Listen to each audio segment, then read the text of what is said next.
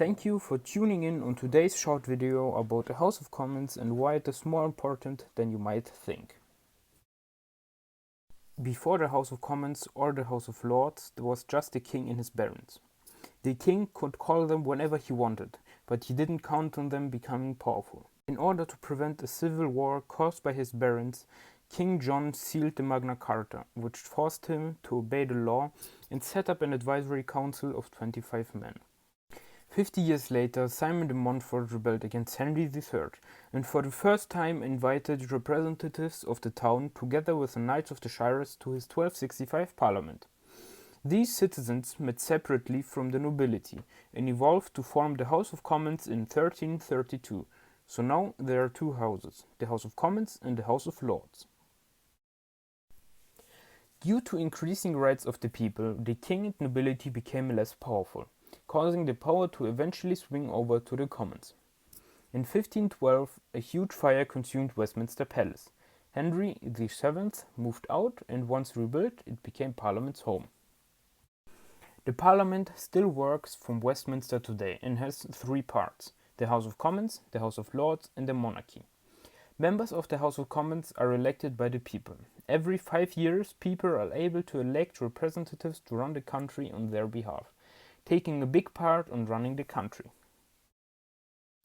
In order to run as a candidate in the House of Commons, you just have to be 18, not in prison and not a lord. And also, you can't be the monarch. Ever since Charles I burst in on a chamber uninvited, no king or queen has been allowed in. So now to the most important part. What actually are the functions of the House of Commons? It debates important issues, makes and reviews our laws, represents the public and holds the government to account. Inside the House of Commons there are two sides. On one side the government, which runs the country, and on the other side the opposition, who keep an eye on what the government is doing. The chamber only has 437 seats for over 600 members, so the members of the parliament, also called MPs, have to pack in for big debates. The common speaker sits at the head of the room to maintain order.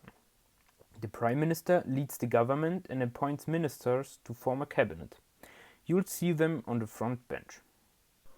All MPs split their time between the House of Commons and their constituency. Often MPs have to figure out what's best for their party or what's best for the local people they represent, even the ones who didn't vote for them. There are lots of ways the government is held to account.